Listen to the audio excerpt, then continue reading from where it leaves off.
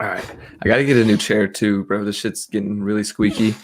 But all right, let's get through NordVPN first. What's going on, everybody? Before we get into today's episode, just want to give a quick shout out to NordVPN. You can use NordVPN to browse the internet privately, safely, and securely. It allows you to unblock all sorts of things, such as streaming services in other countries. If you use the GTD affiliate link, which you can find in the bio or on our website, gtdsports.com, you can sign up for a risk-free 30-day money-back guarantee and save up to 70%.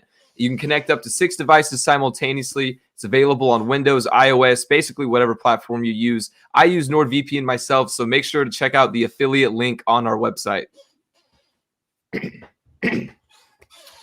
Alrighty. And that is that. Hello, everybody, and welcome back to another episode of the Going the Distance podcast. My name is Ryan Bunnell, and alongside me is Elijah Span. Today is Tuesday, September 14th. We just wrapped up week 1 of NFL football, and boy, it was a good one. It was everything we could have hoped for. My eyes were just glued to the TV. I didn't move at all, basically, Sunday. I'm sure Elijah can say the same, but we're going to talk about NFL and a bit more. But before we get into that, make sure you guys check out all of our social medias. We are at GTD_sports, except for TikTok. We are at GTDsports.com. Personally, you can find us at Ryan Bunnell 8 and at Elijah Span 19. If you want to keep up with our picks, we just recently joined TallySite. It is a program. It works with media organizations such as ourselves, and we're going to be posting our picks on TallySite. It lets us make graphics and everything. It'll make everything a lot easier for you guys as well to keep up with our picks. So check us out on TallySite. And last but not least, subscribe to the GTD Sports newsletter. You can find that at the bottom of our website, and you'll get email notifications on all new podcast episodes and things like that. We have a lot going on at GTD Sports right now. We are in somewhat of a transition period, I'd say, kind of moving towards the GTD Sports Network is officially underway. We have multiple podcasts now up on our site, ours included, Going the Distance podcast, of course, the Blanket Coverage podcast, Unexpected Value hosted by Elijah here, and also the Betting on the Rocks podcast. So we are soon going to be adding a hockey podcast on the network, so stay tuned for that. A lot of big things coming, but today's all about football. Again, it's football season. We're probably going to be sticking to football for the most part, but today, especially after week 1, we're going to hit football hard. But before we get into that, we're going to talk about our highlight and low light from this weekend, just to, as we always start off our Tuesday episodes, get a little bit into our personal life. So Elijah, I'm going to hand it off to you. What is your highlight of the weekend? Highlight would definitely be that just football is just back, and I got to not only enjoy it a whole Sunday, but also a whole Saturday. Week 2 of college football actually wasn't terrible like I thought it was going to be. Turned out to be a lot of good matchups, so that was nice. And then Sunday, ordered wings, and I drank beer and didn't move for 8 hours. And that was good. And also, too, not only was it a good Sunday, it was a good Monday night primetime game. That Monday night, did you watch that game? No, the Monday night game, bro. Ravens, Raiders. That was a good-ass game. I'm so upset. I wanted to take Raiders money line, but I ended up backing out at the last second. So it'd be like that. Yeah, you can't do that. No, especially, I mean, I don't know why. I just had a feeling just because of the Ravens injury problems and everything like that. I don't know. I really thought we would get it going. I'm doing a couple Twitter DMs too right now. And then, dude, but that game was so good. I mean, I thought that the Raiders are going to blow it when Carr had that pick at the goal line. And then oh, dude, and then in the end too, they had what was it? I forgot the exact play call. Dude, the field goal? It was like 2nd and 14. They almost set up for a field goal, but they ended up going for the touchdown. Like that, whenever Derek Carr was on 1 foot, bro, like lofting it up, I had a heart attack. I thought it was another interception. I thought he was throwing it away, and then he was just wide open. I thought it was crazy that Gruden literally got away he won the game by fucking up because he sent Darren Carlson out too late. like in my mind that was such an egregious fuck up, and the fact that like they tried to send out the special teams unit with 20 seconds left on the play clock, that Gruden did this as a head game so that he could get the what's it called? Delay game penalty, move 5-yard backs, act like he was going to run, and then seal the game that way. Like, it was that stupid to where my brain is starting to work in the reverse way, and maybe this was all some mastermind plan. Isn't Gruden the highest paid head coach right now? I think so. Hey, it's that mastermind at work. Probably not, but that was a really good game. It was really entertaining. Great start from Monday Night Football. Yeah. Did you watch the Manning cast either? I did. I did. That's the only thing I watched. I didn't watch the normal Really? Monday Night Football broadcast. Yeah. It wasn't as entertaining as I thought. What did you think about it? So I liked it, but I didn't like. So it was definitely, they made it different because it wasn't the main broadcast. You know what I mean? Yeah. So, there was like no updates per se. It was kind of just them talking the whole time. No, there was no play-by-play whatsoever. Yeah. So that kind of threw me off. And then I did not like how they were on the corner or on the sides of the screen, like Zoom style. And like, I don't know. Yeah, I thought that looked kind of lazy. I thought it looked kind of lazy. It did. But at the same time, Peyton Manning did have like that whole big ass studio thing in ESPN. Like he had a whole official studio. Yeah, so I don't know, but they don't want to go to the games. I think is their deals. They don't want to like have to actually work at the thing. Yeah, because they weren't even together. No. Yeah, they were literally separate. So yes, and the Zoom thing made it look like they like talked over each other a couple of times too, which kind of was awkward. But I don't know. I ended up going back to the regular broadcast just because like I don't know, the thing was fucking with my eyes. I don't like it. Really? Yeah, I do like part of the reason I really like normal broadcasts too is you can be doing shit like you can just like check your phone and then you'll hear the play-by-play broadcaster be like, oh, and there's a first down or something, and you look up like, but like there was literally nothing. It was just conversation too. And at one point Travis Kelce was on like as a guest, and it was kind of unorganized because Kelce was telling a story, and then out of nowhere Peyton just goes, okay, hold that thought, Travis, we're going to commercial, and then just cuts away. Like it just did not look very rehearsed or planned or anything, but I thought it was entertaining to say the least. I mean, it's just because it's Peyton Manning, it's Eli Manning. I'm always going to find that entertaining. I liked when they had Ray Lewis on and they talked about like Eli when he was a rookie, and he pointed at Ray Lewis and he was like, that's the mic. And Ray Lewis goes, that's the mic. Like I never saw Ray Lewis on there. I guess I missed that part. I guess yeah. I saw it was when Kelce and Russell Wilson were on there. Okay. But now, I think that this is probably just a precursor till ESPN finally just dumps $1 billion into Peyton Manning's backyard so you can finally do Monday Night Football and save that booth because it's a travesty of what that booth is. Dude, they would probably dump $1 billion fucking dollars into a Manning and Manning type show, like a regular show, you know? I guarantee that would be fantastic for ratings too. Everybody would want to watch it. I would want to watch it. I'm pretty sure most people watch the Manning broadcast over the regular. I wonder what the actual like official numbers are on it. Numbers were? Yeah. I bet you like for it being on ESPN2, it was probably a lot more significant than the regular Monday Night Football numbers. Yeah, I would believe it. What about low light of the week? Low light of the week, I would say kind of like on a sad note, Norm Macdonald passed away, comedian. He was in Happy Gilmore. He was one of Happy Gilmore's drunk friends. No. You didn't know that? Yeah, he passed away today. That's really sucked. Yeah. So legendary comedian. All of his scenes in Happy Gilmore, because he's just supposed to play like a drunk idiot. He said he actually did get drunk because he didn't really care. And Adam Sandler was his friend, you know, so he could just like do whatever he wanted to. And he would just get hammered and then do the scenes for Happy Gilmore. Dude, I feel like being Adam Sandler's friend would be your set for life, bro. He does all of his movies with whoever he wants to. Like he always has his group of friends, and then he just chooses one of the hottest female actresses at the time to be his love interest of the movie, and then boom, it's a blockbuster film. Like that's the Adam Sandler recipe. Yeah, Adam Sandler's probably up there for like best friend in the world. Yeah, like literally, he always hooks him up. But my highlight of the week, football themed, of course, is, well, other than just, NFL being back as a whole, but my Cincinnati Bengals won a fucking football game. They did it. It was in overtime. I don't care how they got it done, but they fucking did it. They're 1-0. And I'm honestly under the illusion we're going to the Super Bowl. It's over, okay? Bengals are going 17-0. We're going to the Super Bowl. All of my teams won this weekend. Sky's the TCU limit. won. Yeah, sky's the limit, bro. Arsenal won.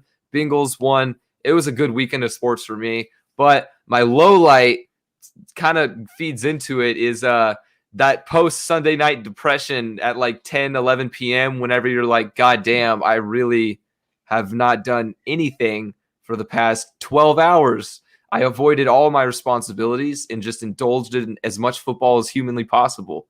Yeah, Sunday scaries are definitely more real during football season. Yeah. Like that's when they hit. Because like it's not Sunday scaries during football season don't become scary until like 11 o'clock, which is the scariest time to have the Sunday scaries. Yeah. So it's like, oh fuck. Yeah, because you'll be like, yeah, if you have homework or something, you'll be like, yeah, I'm gonna do my homework after the noon games, after the first set of games, I'll get some done. And then you're like Cleveland, like Browns, Chiefs. Yeah, you sit up to do your work, but then you like hear the theme song come on. You're like, I mean, how bad? I'll do it after this game. I'll do it after. You'll have your laptop in your lap. Yeah, and you're like looking at the TV, and then it finally gets to a point where like you look down, the screen's been blank for like 20 minutes. You're like, fuck it, you just close it and put it on the coffee table, forget about it.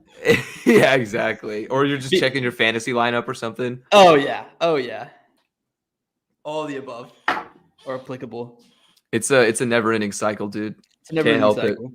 But I fucking love it. It's the circle of life. It really is. It really is. Oh, before we get into any other football or any other of our official week 1 takeaways, we got to talk about our fantasy football league. The GTD Podcasters Fantasy League is under, or I don't know how I'm trying to word this. It's in full swing. It's in full swing right now. We're going. We had our week 1 matchup here. I'm actually going to pull up the visual of our matchup against Fancock Sports. I got to do the click a couple buttons.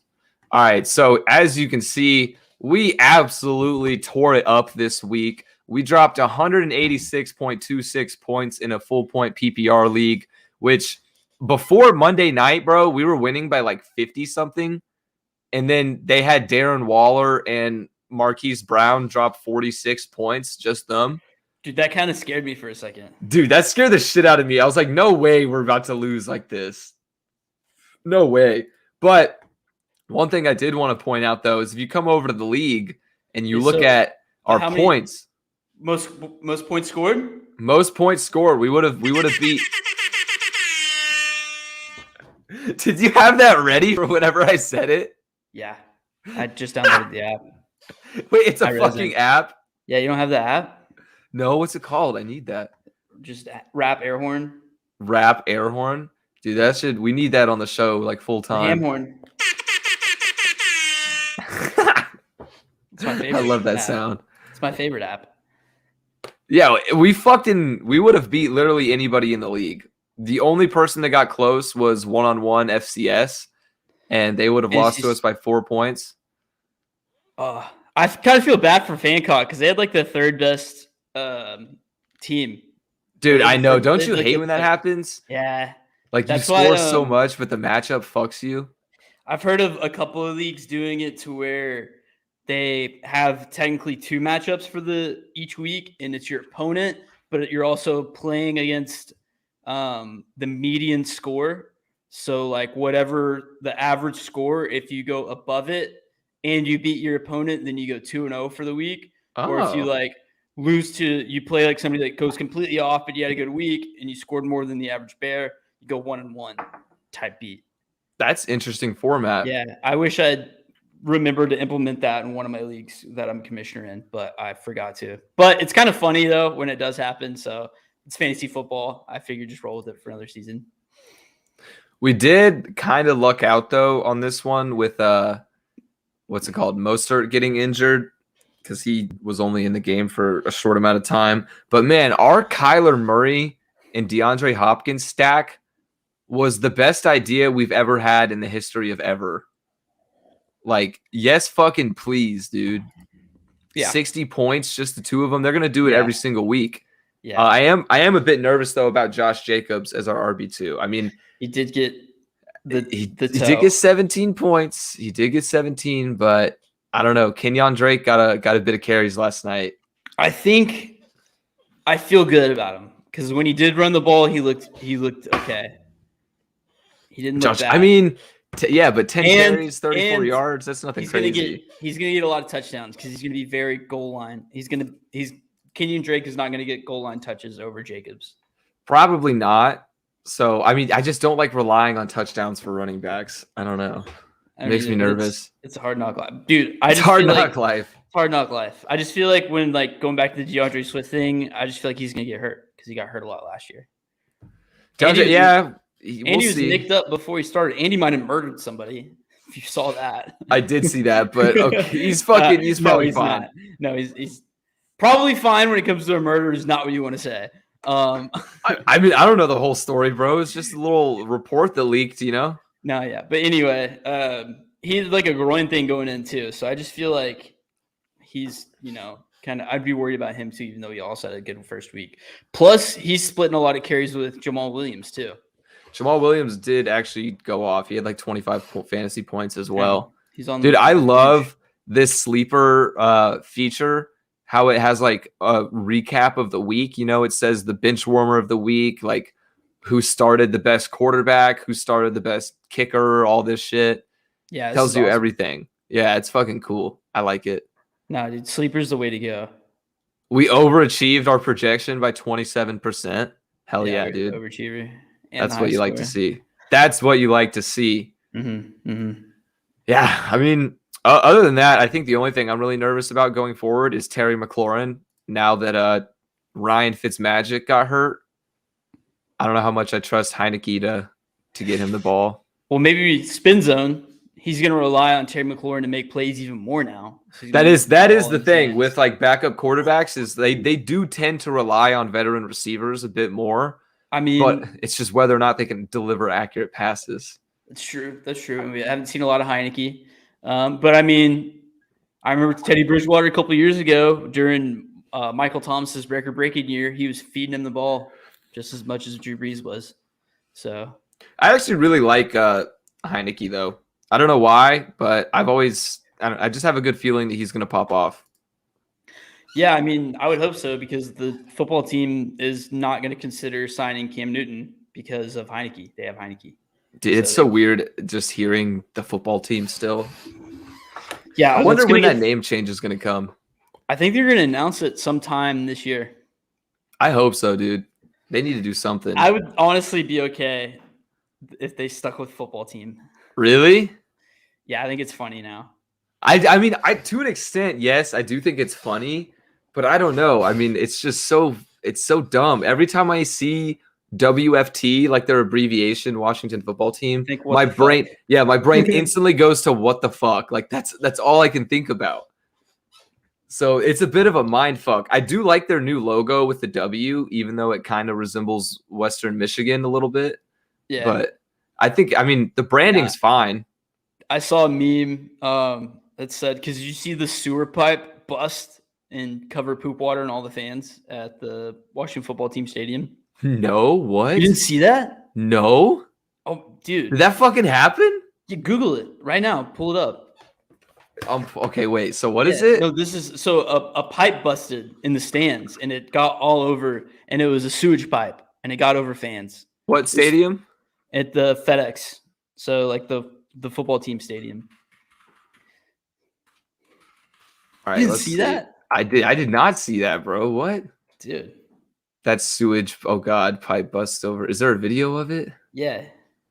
Where's the video? Pull it up. Oh my God, I do see it. Yep. Oh boy. All right, give me a sec. I gotta pull it up. This is the whole process. Share screen, Chrome tab. Oh God, here we go. It's on Twitter, so. Okay, so a pipe burst above the stands at FedEx Field. Not fun for the fans sitting below.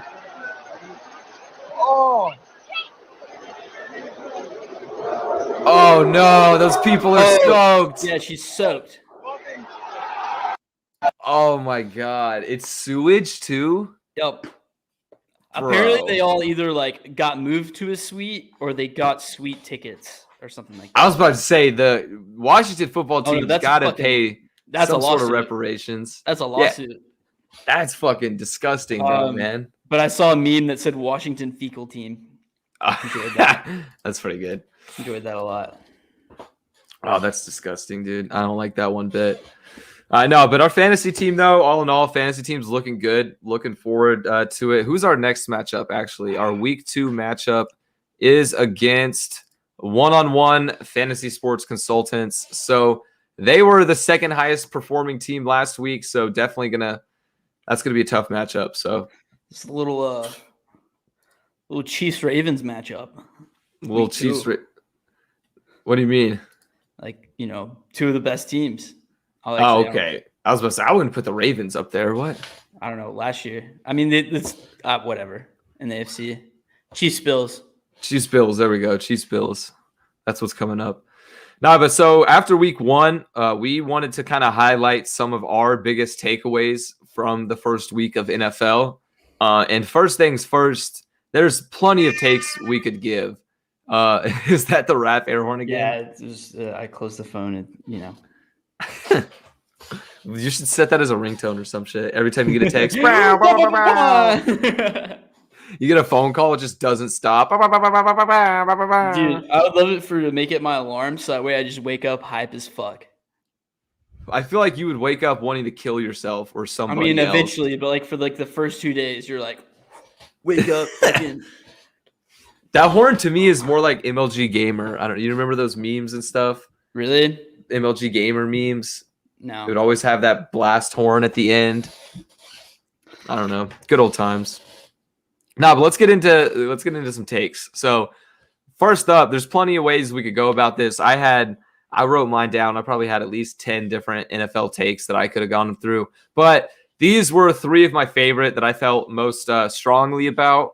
So first things first for me is Matthew Stafford. We have nonstop raved about this pairing, and I don't care. I'm going to continue to talk about it. But Matthew Stafford and Sean McVay will go down as the best quarterback coaching duo since Tom Brady and Bill Belichick. Mark my words. It's a bold statement, I know, but who else is in competition with them?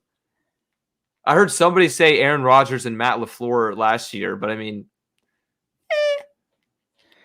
that's going to be over soon. Yeah, well, yeah, exactly. But that's what I'm saying is, I mean, who else would be in contention? I mean, I know they've literally only played 1 week together, so it is a bit of an overreaction. It's just who else could you see up there? So you're saying currently they're going to be the best quarterback coach duo? Yes. So, well, I mean, since Brady and Belichick. So, which has only been a year moved. So, like, yeah. It's like, 2 years now, yeah. Yeah. Yeah, I guess if you wanted to say, like, of all time they're going to be up there, that would be an overreaction at this point. But to say, like, right now in the league for the next 2 to 3 years, I wouldn't say you're far off from what we saw Sunday. I mean, they looked kick-ass. They did, dude. Their opening play, that 67-yard touchdown. Also, just terrible effort by the Bears defenders. Yeah, I want to talk about the Bears in a moment. But, yeah, I agree. From what I saw from the Rams, I wrote down in my notes that the Rams offense does look a little different, but it looks more Stafford-esque. So they're running out of shotgun a lot more. They had a lot more empty backfields than I've ever seen the Rams do. But this is the Stafford Rams offense. Rams offense. The empty backfields might also have to do with the fact that they've dealt with injuries. Cam Akers and Sony Michel had 1 carry in the game, which was kind of surprising. That might be true, but they relied on Darrell Henderson a lot last year too, though. They did, yeah. He's just proven not to be a workload type back. Like that's not his role. And the Rams are doing a good job though of not forcing that. So, I mean that might be why they're in shotgun 2 more. But yeah, it does seem like they are building towards a Stafford-esque offense, which is exactly what you want to see. Yeah, I'll probably one up you is that maybe the Stafford Cup duo might be the most dangerous pairing in the league. Really? You think I've heard people actually have Robert Woods rated higher than Cooper Kupp. I'll take Kupp over Woods. I would too. I agree. But I was just wondering because I think it's hard to say because Woods and Kupp are so close that I don't know if they're going to be taking targets from one another. Yeah. To build like that true duo type relationship with Stafford. It's almost like Lockett and DK. Yeah, that's actually a good comparison, except for like style-wise, a little bit they're different. two very different. Kupp and Woods are very similar in terms of play style, but Kupp is the most dangerous wide receiver after the catch. Definitely. Well, if you look at the stats, he's number one.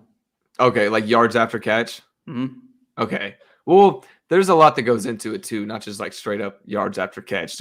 But probably not like Tyreek in them too, but like Kupp is good. Like Stafford Kupp might be at this moment like the third or fourth best quarterback wide receiver duo in the league. Like Kyler D Hop, not number one, but probably Rodgers Devontae, number one. Yeah, right except for last weekend, bro. Except for last week, but let's not overreact to that too much right now. Yeah, let's go slow. Kyler D Hop, and then like who else would there be? Because Brady likes to spread the ball around. I'd probably put Dak and Amari up there. Dak to CD too, though. I mean, yeah, I mean, I know the Cowboys too. They're going to spread the share or share some targets, but I think I would still put Amari as the number one right now at the moment. Yeah. Yeah. More of the story though, that's going to be something to look out for. The Rams are going to be fucking good. Hopefully, we're not putting too much stock in this. They did play the Bears, who are so sad. Dude, yeah. Is that your take? Yeah, that's my takeaway from week one. The Bears are sad. There's just a sad franchise to look at right now. Matt Nagy is probably one of the most incompetent coaches that I've ever seen.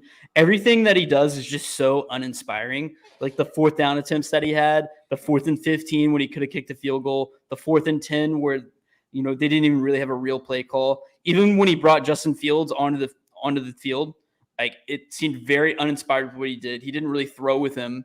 Like when you looked at which a lot of quarterbacks split snaps this week. There was a lot of guys that were coming in, but like when Fields came in and he had his touchdown throw, that was very much a Kyle Shanahan design play for Fields. It was a fake play action. He stared down the receiver the whole time that he was going to. I guarantee you that if that receiver was covered on Fields' touchdown throw, he was either going to chuck it over him or take off. But like Fields, you saw none of that. Matt Nagy was pretty much just like, yeah, go out there, do your thing, run fast. And it's just like, he just sucks so much. And I feel so bad for Bears fans that they even picked Fields because it just gave Matt Nagy possibly this year and another year on the job because they need to get rid of him as soon as possible. No, I mean, I agree that in that game, especially against the Rams, I mean, I know they were 8-point underdogs, but they walked into that ball game like they had already lost. Like the way they played, they're just, what's the word I'm looking for? Not their attitude, but their body language too. It really seemed like they were just defeated already as soon as kickoff happened. And yeah, Matt Nagy though needs to go. Yeah, it's rough. I feel bad for Bears fans, even though I don't care for the Bears whatsoever. If they struggle, I could care less. But yeah, it's been rough. No, and also too, what the fuck is up with Justin Fields' chin strap? Did you notice that? I did actually. Bro, I think. Yeah. He's sitting there looking like a fucking retard on the sidelines. Yeah, it was. I saw too. He had like a weird little connection thing on the back that I hadn't seen before. Oh, really? As well. I'm just talking about how his chin strap just covers his entire bottom lip, and he stands here like this, like. Dude, some people wear their chin straps weird, and it also blows my mind too. Peyton Manning did this. Whenever you're in the NFL, you have access to literally whatever fucking equipment you want. But then there are some guys that have chin straps that are like the basic little white slab of leather that you get in junior high football. Like NFL players to this day still wearing that basic ass chin strap. And I'm like, dude, there are companies making padded ones that are like metal on the outside or some shit. Like there's a bunch of fancy new technology for it. Some guys just get used to it.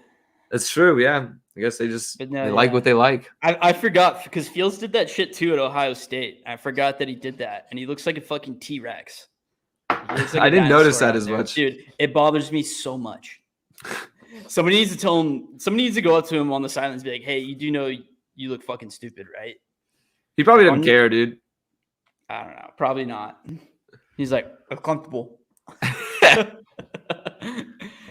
Speaking of quarterbacks, though, my next takeaway from week 1 is Kyler Murray is a legitimate MVP candidate. This was one of my questions coming into the season, is whether or not Kyler Murray would step up his game. I mean, it's not like he had a bad season last year by any means. He almost broke fucking 1,000 yards rushing as a quarterback. So I was really curious to see if he could take that next step, though, and be one of the top guys. And after that performance against Tennessee, who's not the best defense, but not the worst defense in the league, he put on a show. Shit. He had like 290 yards, 5 total touchdowns, like 30 yards rushing. Nothing crazy on the ground, but I mean, finishing with 5 total touchdowns is a dub no matter who you're playing. I mean, so I wouldn't say like I'm not only impressed with Kyler, but I'm more impressed with Cardinals overall. You're right. No, you're right. Down the Titans, like Chandler Jones is 5 sacks. JJ Watt played really nice. So like, I'm not really sure. The only thing that I'd be concerned is that we saw them have a hot start last year and fade down the stretch after Kyler got nicked up. So I think I just see this as a team that's extremely talented. But again, we've talked about Cliff Kingsbury. Cliff Kingsbury is going to hold them back. Yeah, exactly. No, exactly. That is the thing that concerns me. And that is why, for me at least, the Cardinals right now will still be a 9-8, 8-9, maybe a 10-7 team at best. But I don't see them making a playoff run or anything like that, which is possibly why Kyler Murray wouldn't win the MVP, because I know sometimes overall team success is valued in that discussion. But I would say Kyler Murray's up there right now already, just after week 1. His skill set is so unique. And I know the NFL is moving towards these mobile quarterbacks as a whole, but he's so little. It doesn't make sense, you know? Like, he's so little. You look at him behind these giant linemen, but he just his feet, dude, they move so fast. His acceleration is absurd. He just can get out of any situation. His scrambling ability is top tier. He is one of my favorite players to watch. Definitely. Yeah, that one play where he put it in reverse and then went to the right and then just like, I don't know, found it to, I think it was Christian Kirk for like 20 yards. It's like, how? Christian Kirk had a pretty good game. Yeah, he had an awesome game. But you know which play I'm talking about? Where he bailed and then he looped around to the left and then he stopped super fast, put it in reverse, and then fucking flinged it. I did not see that one, no. Okay, that was probably his best play of the day. Like, only he can do that. I was watching the Bengals game during that. But no, you're right. He does make some crazy plays look easy. Kind of like, of course, not Mahomes-esque, because Mahomes is in a league of his own, but kind of has a bit of that magic, you know, where you ask, like, how the fuck did he do that? Like, how did that happen? Or, you know? Yeah, 100%. Okay, so my next one brought up Mahomes. Chiefs are up to their same old bullshit that cost them the Super Bowl last year. And I'm not talking about offensive line play. I'm talking about how they constantly fall asleep at the wheel and they don't do anything about it until like halfway through the third quarter, and they wake up and they're like, oh shit, we're the Chiefs. We can win this game. And they pull some shit out of the hat and they win the game. I mean, they did it week 1 because it works out for them in the regular season. But like, you saw this all year last year where they were behind in games or they were like tight with teams that they shouldn't have been tight with. And then like at some point in the second half, they just kind of were like, hey, we're the Chiefs and we're going to win this game. And they did that. And they did it all year last year. And they tried to do it in the Super Bowl, but it was too late because the Bucs were better than they were that day. And the Bucs were like, fuck you, no, you're not. And they didn't. And that same mentality is gonna stop them from going deep in the playoffs again this year. Like, I don't even think they're gonna make it to the Super Bowl because of this. Yeah, that's a good point. That is, the Chiefs do have an uncanny ability of just pulling it out of their ass at the last minute. And I've never seen a team that does it so consistently. It's like they don't even necessarily play down to the level, because that is a thing. Sometimes good teams will play down or play up to the level of their opponent, but they don't even do that. They just play straight fucking down until, like you said, mid-third quarter, and they're like, oh, we're better than these guys. Yeah. The reason why it makes me mad, because they do it so much to where it's almost like hubris. Like, it's almost just like excessive pride. It's like they do it because they can. Yeah. Yeah. And it's just like, but at some point, like during the playoffs, like Because I thought that was going to be my big thing to look out for the Chiefs, that they improve upon this year. Like after they had that Super Bowl loss, they go, okay, we can't do that anymore, guys. We have to play up to our play a full game of football. But no, they didn't against the Browns. Well, again, it is week 1 though, so these may be a bit of overreactions, but yeah, that is straight to the gun. They did it again. Yeah. They're guilty, but maybe the Browns though, maybe it's just because the Browns are good. That might be a little bit different too. That could be true, but it did feel, because as soon as they needed to turn it on, they did. Yeah, which I mean, this sets up my next takeaway. For mine is the Baker Mayfield factor will continue to haunt Cleveland for years to come. They will not win a Super Bowl with that man at the quarterback position, and they could probably do so with the roster and talent they have and coaching staff with half of the league's quarterbacks at the helm, other than Baker Mayfield. Half? That's a bit bold. Okay, I would have to go through the list. Okay, because I don't know if I would say there's 16 quarterbacks better than Baker Mayfield. I just don't think Mayfield is a Super Bowl winner. I don't think he's the guy to lead them there. He's not the guy to win in crunch time. He's not that guy, as that viral video meme says. Yeah, I think Baker's the ultimate competitor, which is why I'm gonna disagree with you and say that maybe he could. But yeah, it's tough. It's tough because he's not elite. He's not an elite quarterback. I really don't think so. I don't know. But he's a very good quarterback in my mind. He's solid. And we've seen teams win with solid quarterbacks before. I mean, you're right. Fucking Jared Goff got to a goddamn Super Bowl, so. And Nick Foles won a Super Bowl. Yeah. But I don't know what it is. I don't know what it is. It's just, I feel like he brings a curse to the team to where they will just never be able to get over that hump. Even though they haven't gotten to the AFC Championship with him, they might this year. And I don't know. I just don't see it happening. That there's really nothing much to it. I just don't see Baker winning a Super Bowl. I don't know. Okay. All right. And then my last one is that the 2021 NFC West might be the best division in football of all time. They went 4-0 this weekend, right? Went 4-0. They won pretty much all of their games handedly, except for San Francisco didn't cover because of a backdoor cover, really. That the Lions are the kings of backdoor covers. Yeah. So that was just kind of they were blowing them out, and then they just kind of decided to start playing the game against in garbage time. So I wouldn't probably put too much stock into them not covering that 8.5. But yeah, they're all fucking good. They could all make the playoffs, but I don't even think – is there still the 3 wild card spots? How are we doing this? Oh, with this year, the playoff format? Yeah.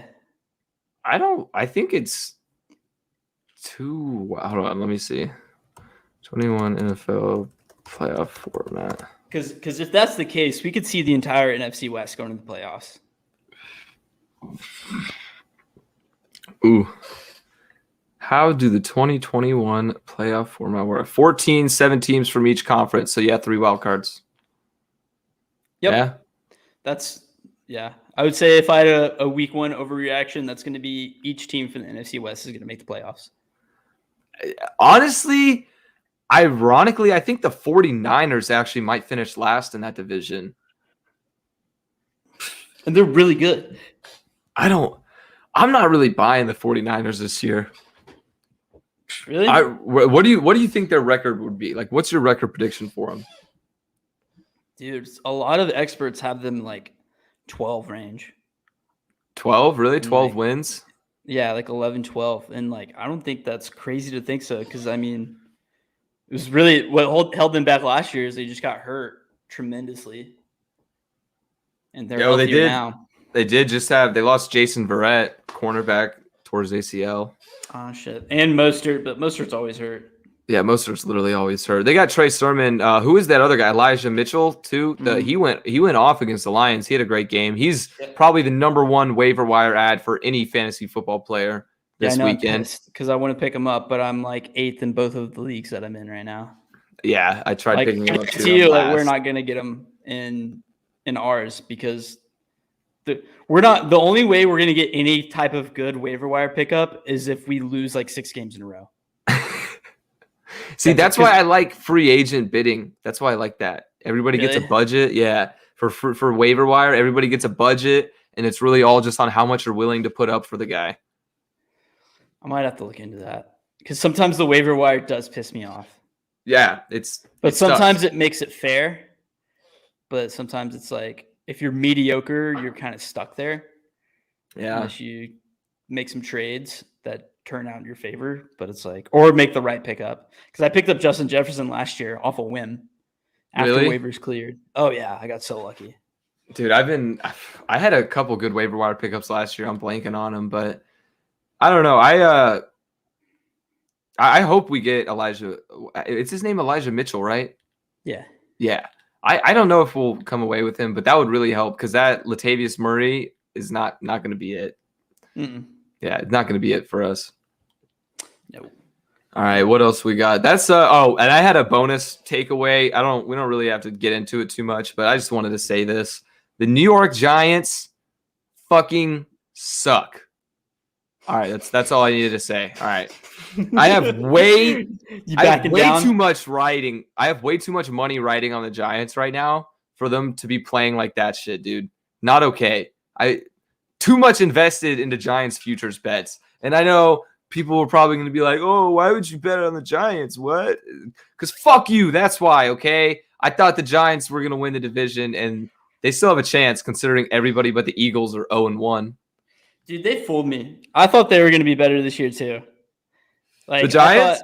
Yeah, because I thought they had the Kenny Galladay signing. They drafted Kadarius Toney, who I really liked, and they still have Slayton, Shepard, who aren't bad receivers by any means. Yeah, Darius Slayton's incredibly underrated. Oh yeah, and so I was like, yeah, cool. So Giants are like making all of this moves because they believe in Danny Dimes, and he's finally going to make the turnaround. And this is his year. It's his prove it year. Like he's going to come out and kill it. Like I'd be scared. I was a little scared as a Cowboys fan, but that was a lie. It was cap. It was cap. Now, I mean, Cowboys looked great. Even though they lost, they looked fantastic. Except for Zeke. Zeke did exactly what I fucking expected him to. Yeah, he did do that. I love it. You get him involved more. I don't know if you do, honestly. I think you can just stick to the passing game. Honestly, probably Tony Pollard, honestly. Tony Pollard, hey, he might be the move. Better than Zeke. He might be the move going forward. I don't know. I think Zeke will pick up, but I don't think he'll ever go back to his glory days where he once was, like at least in terms of fantasy value. Probably not. Now, but aside from our personal NFL Week 1 takeaways, but Elijah took to Reddit and posted asking for people to comment some overreactions from Week 1, some hot takes, if you will. And most of the comments ended up just turning into hot takes, kind of. So we're going to make this another installment of our hot take ratings. So if you're unfamiliar with this, it's a little segment we do. We take comments from the internet, from you guys, and we rate them on a scale of 1 to 10 if we think it's a good hot take or not. Fucking, yeah, exactly. Let's go ahead and get into it. All right. Week 1, or starting off hot, Aaron Rodgers is throwing the season. I love this take. I fucking love it. It was the first thing I read whenever we were making the outline. That was my first thought while watching the Packers game. I had 50 fucking bucks on the Packers to cover against the Saints. Of course, that didn't happen. But my whole thought process the whole time was like, Aaron Rodgers is throwing. He does not want to be in this game. He's not playing like himself. He's literally just doing a double middle finger to the whole Packers organization right now. Yeah. Is this a 10? This is a 10. It's a 10 for me. I think this is probably going to be a 10 for me too. Yeah, it's hilarious. Yeah, I think when I was making my Super Bowl pick with the Packers, I got it in my head too much that he's going to use it to be good, and I didn't consider as much that maybe all this offseason teenage drama is going to affect the locker room. Looks like it has Week 1. Yeah. I don't know. We'll see. We'll probably get a better idea by Week 4 if it really has. But like, that's something to keep an eye on because I could very easily be changing my Super Bowl pick by Week 4 because of this. Yeah, and again, it's hard to know because it is Week 1, right? Like they could come out in Week 2 and just absolutely ball out. We never know, but they look like shit. They look like shit. They look like real shit. They made the Saints look like a Super Bowl, the Super Bowl defending champs. They did. Lions will finish first in the NFC North. All right. I like the enthusiasm behind this take, and I hope it comes from a Lions fan, just because otherwise it's a bit delusional. Actually came from a Niners fan. No. Swear. Yeah, no, I'm gonna Reddit when you comment. I'm gonna give this one. Reddit, I'm gonna give this one a solid 2 out of 10 because I don't think it's possible whatsoever. But the 2 is strictly because the little magic for Detroit. Okay, I was gonna give this one a 6 because I think it's kind of funny, like the Man Campbell stuff, and also like I'm pretty sure the entire NFC North lost, right? Yeah, Chicago 0-4. Yep. So they went 0-4. So it's up for grabs. And if the Packers keep on, like we said, if Rodgers is really throwing the season, then like, hey, why not the Lions? Could you imagine, bro? Yeah, this could turn into an NFC East situation real quick. It actually could. If the Packers don't pick up their shit, yeah, I would not be surprised if the NFC North is just a repeat of last year's NFC East. Man Campbell is a motivator. I do love Campbell. He's very entertaining. All right. Jordan Mailata is the greatest Australian sports player in Philadelphia. And do you know who Jordan Mailata is? He just signed that fat deal with the Eagles, right? Left tackle for the lineman. Eagles. I mean, I already know what this is. Simmons. I was about to say, I already know this is referring to Ben Simmons. So for that reason, I'm going to give this one a fucking 10 out of 10. This is an anti-Ben Simmons podcast. Yeah. I'll probably, I won't disgrace the 10 because this is more of a joke, but I'll give it a 9. You're right. Actually, I'll change mine. Keeping the sanctity of a 10. I'll change mine to a 9. You're right. Yeah. But yeah, really funny. Thought I'd put that in there. All right. Rashaan Slater is going to be the best tackle in this draft class. So I guess Rashaan Slater had a really good day protecting Justin Herbert on Sunday. I like this take. I really do, because I thought Rashaan Slater was a bit, I don't know if I want to say underrated, but he fell. He did. He wasn't fell underrated, but he just ended up sliding a bit. Just because, and I don't think it was any fault of his own. I think it was more of just how the teams that were picking and their needs. I think he would have gotten drafted higher if the Bengals had drafted Penei Sewell instead of Jamar Chase. That's probably.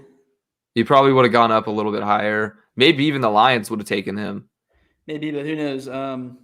He was a great pick for LA because Chase Young didn't really have much of a day. Mm-hmm. So, hey, I'll give this one like a 7. Yeah, I'll give that one an 8. Yeah, I'll give it an 8. Yeah, I like that. The only thing is I'm not sure how Penei Sewell's been doing for the Lions. Yeah, it's just not that exciting. Yeah, so you can't really compare linemen that much. It's hard. Kyler Murray MVP season incoming. I already had this as my takeaway, so I'm going to give that one a 10. I think I like it. I like it a lot. I don't know if this is... No, actually 9.5. 9.5? A perfect 10 would be if Matthew Stafford was MVP, because that is the future MVP. Yeah, I'll give it a 7 because it's this is now more of a warm take now.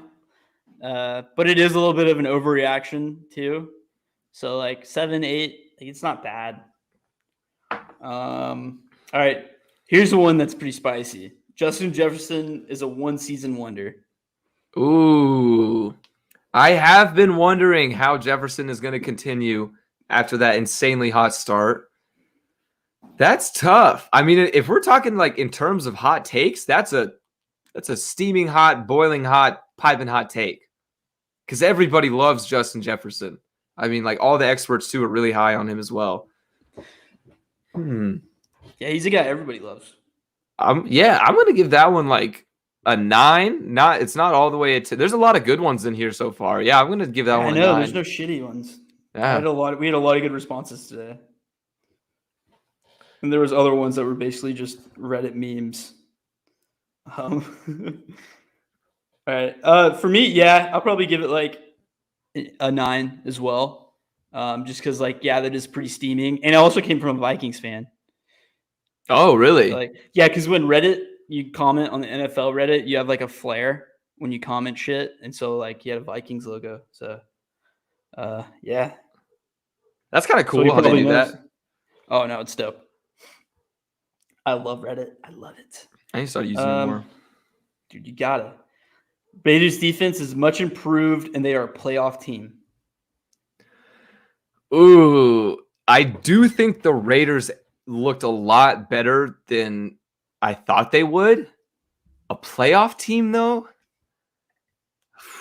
That's tough. Wait, who else is in their division? It's the Raiders, LA Chargers, AFC West, Broncos, right? and Chiefs. Okay, so Chargers and Chiefs are probably going. I don't think so. I don't. This is a good overreaction. It is a good I wouldn't say overreaction. it's a good hot take. No, so I'm gonna put that at a 4 on the lower end of the spectrum. Yeah, I was thinking about a 5. Okay, because like there's no way they're getting out of that division. Like I think that the Chiefs own that division. Well, I don't know. Raiders have squeaked out a couple wins against them. They did last year. But like Chargers, Broncos aren't an easy out because of their defense. Yeah, Broncos actually looked way better than I thought they would in week 1. And I mean, maybe that's just because the Giants took a colossal shit on themselves, but Broncos didn't look terrible. Teddy Bridgewater was slanging it. Yeah, for sure. And then let's see what we got here. Tua's college backups will both have better NFL careers than him. Jalen Hurts and Mac Jones. I really like that, actually. I agree. I think that I've said it before on the podcast, too. Mac Jones is going to have the best career out of any of the rookies this year. So, yeah, I would give that one a solid 10 because I agree with it, too. Yeah, I'm right there with you. I'll give this like a 9. All right, you know what? I'll give it a 10. I'll be right there with you, too. Because, yeah, it's kind of bold, too, given his draft position and the fact that he started over both these guys like clearly in college. Like he was better than both these guys while in college. But now in the NFL, it looks a little different. Like what the hell happened? I mean, some people are really just built for college, and some are built for the NFL. But it's arm strength too. Like his arm strength looked different in college than it has in the NFL. That's true because I mean, deep balls were kind of one of his fortes at Alabama. Yeah, like the ball placement too. Like I remember watching him in Alabama and just thinking, "My God, this guy is so elite. Like I can't wait to see him in the NFL." And he's been super lackluster ever since then. Like it just doesn't make any sense. It might maybe it's the Miami offense. It might be the hip. That's true. That could be a bigger factor. I haven't heard a lot of people talk about that as well. Yeah. Some people say that's why he kind of had that slow first year was because of the hip. But I mean, from what I hear, I didn't get to watch too much of that game, but from what I hear, it's pretty much more of the same. Yikes. Yeah, I mean, remember last, like a couple of weeks ago, we were talking about how the Dolphins are front runners to land Deshaun Watson in a trade. That would be fucking crazy. All right. And then last but not least, Lamar Jackson is overrated and his passing will never improve. I actually do agree that Lamar Jackson is overrated. I think he's really a good quarterback, but is he a top 5 quarterback? Not even close. I don't think so. Yeah. So I don't know where I would rate that though on a scale of 1 to 10 because I don't even know if I would consider that a hot take because a lot of people think that he's not a passer and he never will be. Yeah, so it's like a 5. Yeah, I would stick it right in the middle, like a 5. But I don't disagree. I don't disagree necessarily. I agree with it. Yeah, I agree with it too. I just think that I don't know, like his athleticism is awesome, but I think Twitter fucking jerks him off really hard. Yeah, social media loves him. Social media loves him. So does ESPN. But he's electric. Like you can do, like I said it before, you can do things with his legs. Literally, no one else can. But they're not going to win a Super Bowl with Lamar Jackson. Yeah, no, definitely not. That's the bottom line. All right, that's been our hot take ratings / overreactions. That was that all? All righty. Yeah. All right. I like that segment. It's a nice way to get through some differing opinions per se. Because I mean, you and I can have takes for days, but sometimes shit like this. Like, I would never have even thought to consider, the Lions for the NFC North. But I mean, whenever you think about it, if the Packers really keep shitting the bed, the Vikings didn't look so great. I don't know, and the Bears are just abysmal. So I don't know. That would be interesting. Reddit's great. We don't have to talk about it, but somebody just commented, like, this is why Reddit's so dope, because you get comments like this. Brandon Ayuk is being blackballed by Shanahan. He's going to demand and receive a trade soon once Debo inevitably completes his 6-game season. Yes, I drafted Ayuk as my wide receiver 1. Oh, poor guy's fantasy team. I thought Ayuk, though, I mean, just to talk about it a little bit, I thought Ayuk was going to be their guy, and he got 0 fucking targets over the weekend. And they dropped 41 points. Like, what the fuck? I'm glad I stayed away from him. No, but enough of NFL. Plenty to talk about from week 1. Very eventful. A lot going on. We're definitely going to be talking a little bit more, previewing it per se on Thursday, getting into our picks and whatnot. Also going to be recapping our first ever Taylor Fade segment, which went my way a little bit from what I remember. Went a lot your way. But we'll recap that and get a little bit more into next week's NFL games on Thursday. But for now, college football as well. Can't forget about that. It's football. A lot went down over the weekend. Jacksonville State pulled off a crazy fucking miracle of an upset over Florida State with a last-second Hail Mary. Arkansas embarrassed Texas, put the horns down logo on the Jumbotron, and Ohio State got dethroned in the horseshoe by Oregon. And man, did you watch that game, the Oregon-Ohio State game? I watched parts of it. Dude, CJ Verdell, the Oregon running back, is legit. He 20 carries, 160 yards, 2 touchdowns. He made the Ohio State defense look like shit. Yeah, he went off. Yeah. No, yeah. Speaking of that Arkansas game, I just want to say that their quarterback, his build, reminded me of like Donovan McNabb, and it's been so long since I've seen a big body quarterback like that, because you're seeing all these fucking just guys who are just more like athletic and just like fast. Mm-hmm. So he looked like a quarterback straight out of 2005, and it looked really fun. It like just, I don't know, put a smile on my face to see like a quarterback with that type of body. Dude, put a smile on my face to see them hand it to the Longhorns, Kicking the Longhorns, yeah. Just absolutely embarrassing them. It wasn't even a game. At no point was it a close game. No. Of course, we might be a little bit biased to TCU guys, but I loved seeing that. And my favorite part about it wasn't even just that Arkansas won.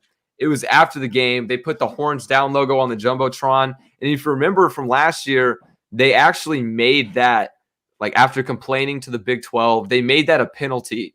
If opposing teams did the horns down, it was going to be a penalty, which is just the softest shit in sports ever. So no respect to Texas for that. But that's just a little bit of a preview into what's waiting for them in the SEC, where they don't give a fuck about horns down or any of their feelings. So I love it. For sure. Love it. For sure.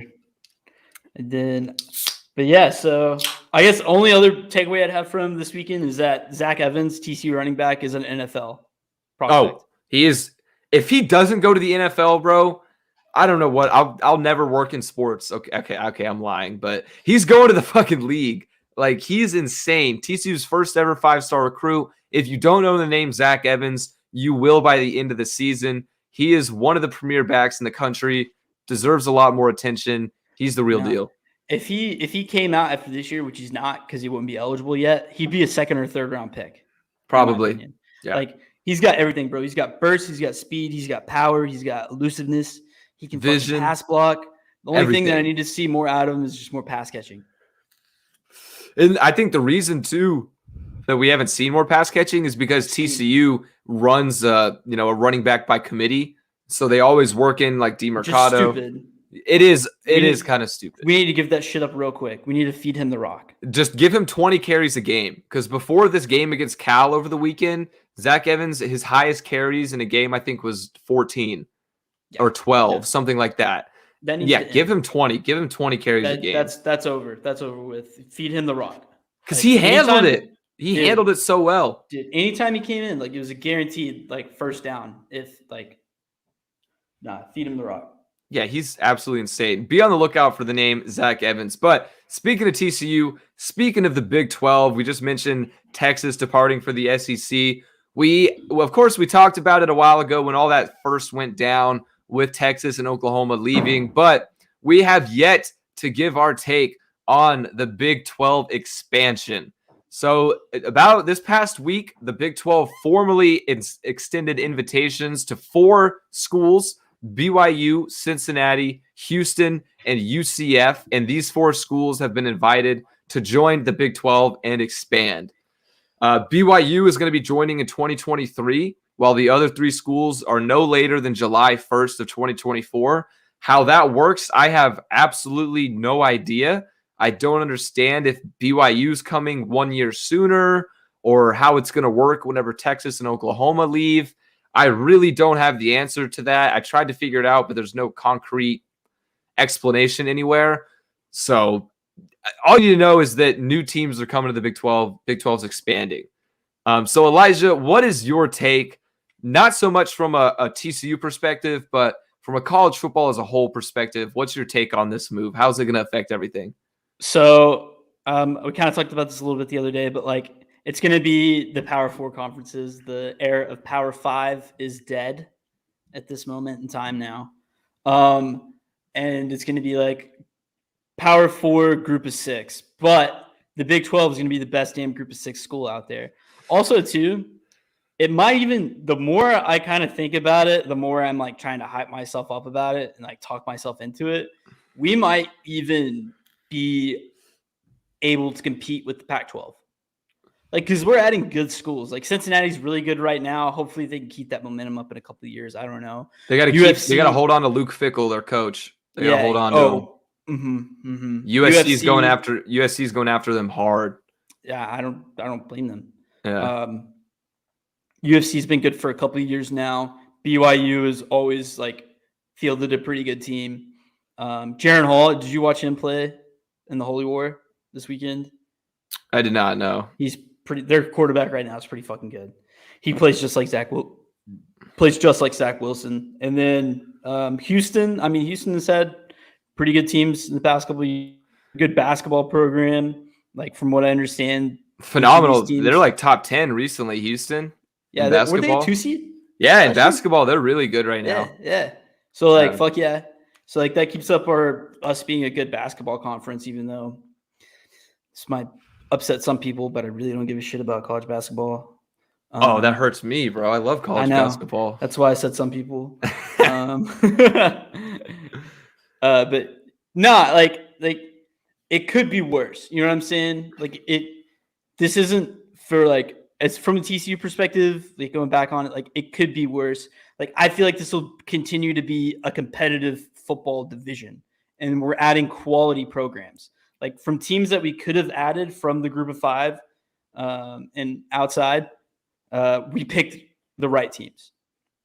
I agree with that in the sense that we did expand with good programs. They're all on an upward trajectory. BYU has always kind of been a good football program, but kind of on the back burner of stuff. They had a few good years back in the Mountain West before they were independent. But yeah, BYU is a good school. Cincinnati especially, they've had a lot more media attention on them. UCF, their 2017 national championship, their football team. But then again, they look like good programs, but their level of competition that they've been going up against has not been anywhere near what other Big 12 schools have been facing. So that's where my concerns come in. That's true. TCU did have a rough couple of years. Entering Big 12. So I think there's of course going to be a bit of a transition period, and it may be different too now that there is no Texas and there is no Oklahoma. Not so much for Texas, but Oklahoma for the newcomers, that would have been an automatic loss in the column. That would have been an automatic L in the L column. So it's going to be really interesting to see. Overall, I'm not a big fan. Like you did say, though, that it is growing on you. The more you think about it, the more you look at it, the more you think like this won't be the end of the world. And you're right. That is kind of how I've, processed this in the last few days, is it won't be the end of the world. But I am a bit concerned about non-revenue sports. for the schools in the Big 12, because I know the Big 12 annual revenue was close to $40 million for the universities just from, being a member of the conference. And that goes a long, long way for the soccer program, the swimming and diving program. I don't know, a couple schools in the Big 12 have gymnastics teams, stuff like that. And so I think those might struggle because our revenue is probably going to go down a little bit without Texas and OU. And that whole idea of the Power 4 versus Group of 6, that's what really scares me about it is, you look at TCU in particular. We can do kind of a case study on TCU. They went from the gutter, Mountain West, absolutely no respect, and they finally made it. They finally made it into the Big 12. They were in the limelight of college football, and then now it's all crashing and burning after just a decade, right? So I would hate to see everything that has been worked up for the Big 12 to now just drop to a Group of 6 type conference. I would hate to see it. You're right. They may compete with the Pac-12. And for basketball-wise, I think this actually might be better basketball-wise. I think Cincinnati is a top 25 team year in and year out for basketball. Houston has been a top 10 team for the last 3 years or so. BYU is a tournament team every single year.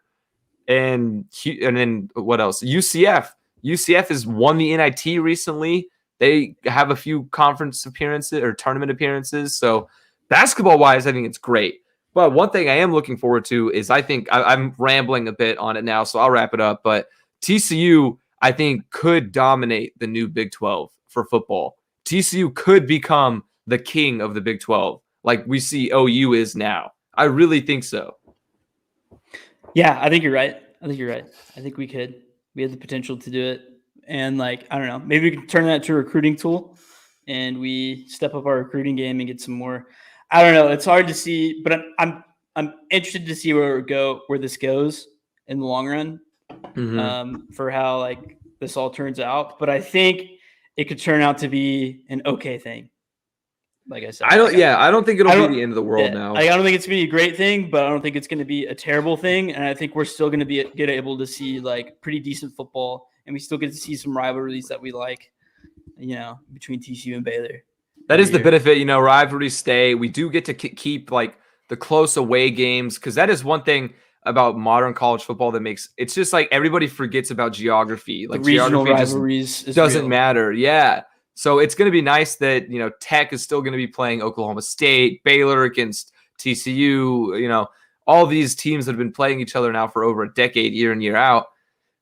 They've developed rivalries. The fans want to play them. They get used to it kind of. So, but it'll also be nice to change it up. I mean, how entertaining can it be to play the same 9 teams every single year? So now this is 4 new games on the schedule. Yep. All right. Yeah. This new Big 12. I'm nervous. Yeah, I'm just nervous. I really hope it works out. We got a long ways to go until anything ever is in play. So maybe we'll talk about this again in 2023 or something. Yeah. No, but for now, we're going to wrap up the episode with some Love It or Loathe It. If you guys saw Thursday's episode, we switched it up now. We are doing on Thursday. We end the episode with Fade It, or what is it called? Taylor Fade. Taylor Fade, where basically Elijah and I just read off each other's picks and we decide if we're going to tail or fade one another. And this is Love It or Loathe It. You don't know what this is by now. You should. We go through these, we fire off rapid topics in the sports world at one another. Try and go through these as quickly as possible. We love it. We're going to stop, talk about it, loathe it. We'll just move on. So here, actually, you go ahead and take the first batch because I want to do the soccer one. So, all right, first things first, Mercer scored as many points. Mercer scored more points on Alabama than Miami did. Loathe it, but that's hilarious. All right. The 2011 NL MVP Ryan Braun announces his retirement from baseball.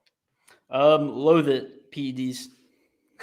Hey, he was proven innocent, right? He was? Yeah. There was I'm pretty sure he did a lot. I forgot. What did I read today that it said about his case? Let me find it. So it said, leaving the door broke. He won his appeal based on admittedly false claim that his sample was tampered with. Oh. I don't know. There's just a bunch of drama around it. But all right, moving on. Jameis Winston becomes the first player in NFL history to throw for 5 touchdowns with less than 150 passing yards. Yeah, I love this. This is that's a crazy stat. And I think the craziest part about this stat line is that Jameis Winston threw 5 touchdowns and threw 0 interceptions. That honestly is crazier. Yeah, it's a new Jameis, bro. It's a new Jameis. New Jameis. All right. Reports are saying that the Bears do not want to roll with Justin Fields as the starter until at least week 4. I love this. I think I said this was like my time frame was around week 4. Mm-hmm. So that makes me feel big brain, galaxy brain. And also just the Bears are sad. Pitiful right now. Bears are sad. All right. Manchester United lose to Young Boys FC in the opening match of the Champions League. I love this.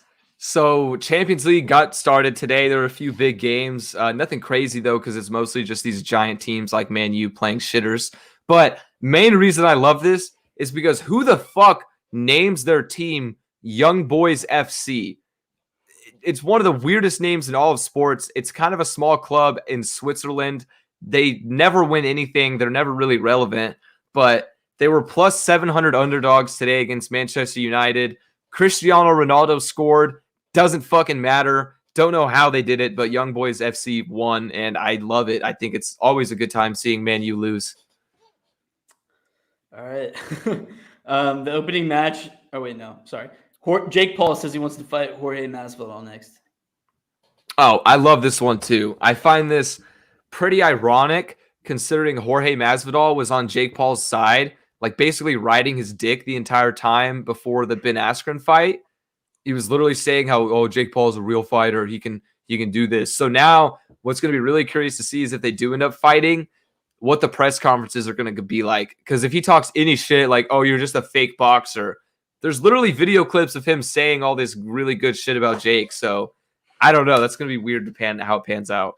Would you fade Jake Paul again? I'm going to fade Jake Paul until the day I die, bro. I don't Just care. Keep on doubling up until you get your money back. Exactly, dude. I honestly don't think that, I don't know. Jorge Masvidal is not that crazy. So I want to see him fight a boxer, bro. Yeah. A real boxer. Yeah. That'd be nice. Josh Gordon to be reinstated by the NFL again. I love it, bro. I love it, love it, love it. Josh Gordon, the icon, bro. Man, there's one story I saw. He said that he was making $10,000 a day out of his dorm, not a day, but $10,000 a month out of his dorm selling weed at Baylor. And he showed up to every college football game crossed.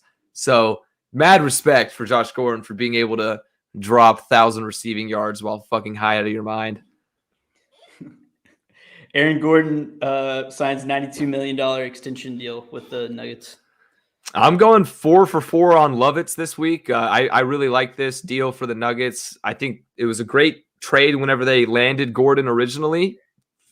So I think this is a win. You know, Gordon's got a few years in his prime. This is a win for the Nuggets. And for Gordon, shit, he got paid. All right. Well, that's all we got for today's episode. On Thursday, we are going to be making our picks and whatnot for college football weekend, NFL weekend, more so of a preview type episode. But for now, that's all we got. And be on the lookout. A lot of updates coming with GTD Sports, a new podcast on the horizon.